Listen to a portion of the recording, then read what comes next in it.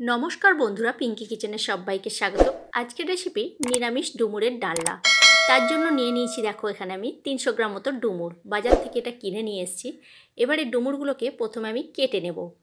ভিডিওটাকে স্কিপ না করে সম্পূর্ণ দেখার অনুরোধ রইল বন্ধুরা।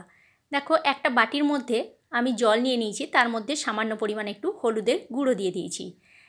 তাহলে কি হবে, ডুমুরটা জলের মধ্যে দিলে ডুমুরটা আর কালো হয়ে যাবে না। দেখো ডুমুর কিভাবে ছাড়াচ্ছি। ডুমুরটাকে প্রথমে 4 টুকরো করে নিলাম। করে নিয়ে দেখো ভেতরে যে একটু দানা দানা মতো থাকে সেগুলোকে একটু বঁটির সাহায্যে চেঁচে নিচ্ছি। যেগুলো একটু বড় বড়, যেগুলো ছোট ছোট সেগুলো চাঁচার দরকার নেই, সেগুলো এমনি টুকরো করে কেটে নিলেই হবে। আমি কিভাবে কাটছি তোমরা দেখতেই পাচ্ছ, এইভাবে বাড়িতে তোমরা কেটে নেবে। দেখো যেভাবে কাটছি সেভাবে আমি বাকি সমস্ত ডুমুরটাই টুকরো করে কেটে নেব।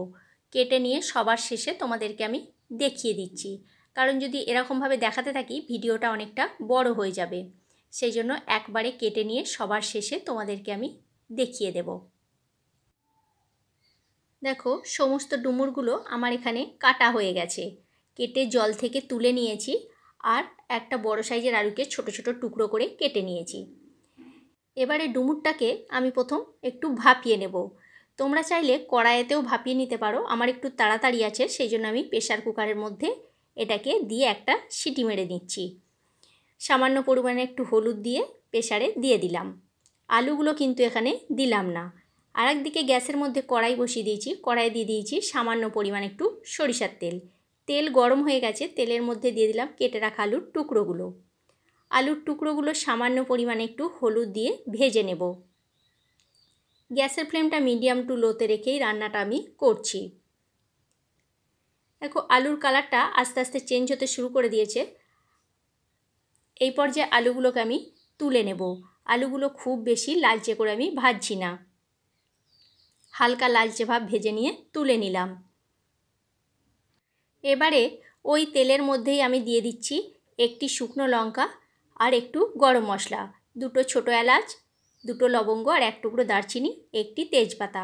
ফোড়নটা কয়েক সেকেন্ডের জন্য নাড়াচাড়া করে ভেজে নিয়ে দিয়ে দিলাম 1 চামচ মতো আদা বাটা। আদা বাটা দিয়ে সামান্য পরিমাণ একটু জল দিয়ে দিচ্ছি, যাতে করে আদাটা না ছিটকায়। আর দিয়ে দিচ্ছি 1/2 চামচ মতো হলুদের গুঁড়ো, 1/2 চামচ জিরে গুঁড়ো, 1/2 চামচ লঙ্কার গুঁড়ো, এটা সম্পূর্ণ ঝালের জন্য।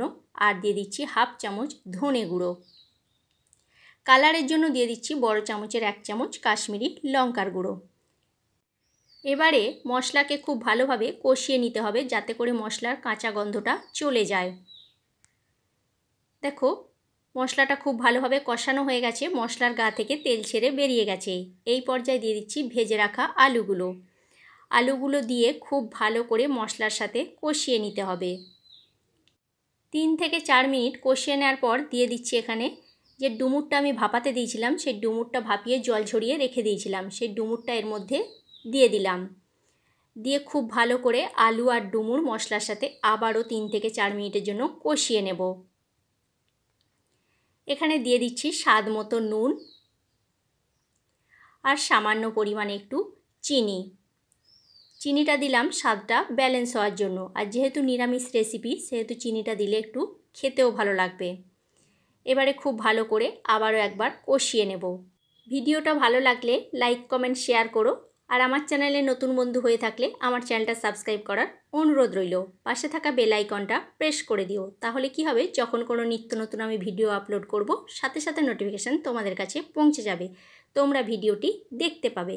আর ফেসবুক পেজ থেকে দেখে থাকলে আমার পেজটি ফলো করে নিও। মশলার সাথে ডুমুর আলু কষিয়ে নিয়ে সামান্য পরিমাণে জল দিয়ে দিলাম। জলটা দিয়ে ঢাকনা দিয়ে ঢেকে দিয়েছিলাম 5 থেকে 7 মিনিটের জন্য। 5 থেকে 7 মিনিট পর আমি ফিরে এলাম। খুব ভালো করে একবার নাড়াচাড়া করে নিলাম। আলুগুলোও ভালোভাবে সিদ্ধ হয়ে গেছে। 2-1টা আলুকে আমি খুন্তিতে করে চেপে চেপে ম্যাশ করে দিলাম, যাতে তরকারিটা খেতে আরও বেশ ভালো লাগে। এবারে নামাবার সময় দিয়ে দিচ্ছি 1/2 চামচ গরম মশলার গুঁড়ো আর 1 চামচ মতো গাওয়া ঘি। গ্যাসের ফ্লেম অফ করে দিয়ে খুব ভালো করে খুন্তিতে করে মিশিয়ে নিয়ে কিছুক্ষণ স্ট্যান্ডিং টাইমে রেখে দেব। তারপর এটাকে পরিবেশন করব। এটা ভাত, রুটি, পরোটা সবের সাথেই খেতে বেশ ভালো লাগবে নিরামিষের দিনে। কেমন লাগলো বন্ধুরা আমার এই ডুমুরের ডালনা রেসিপিটা? অবশ্যই কমেন্ট করে কমেন্ট বক্সে জানিও তোমরা। আজকের মতো এইখানেই।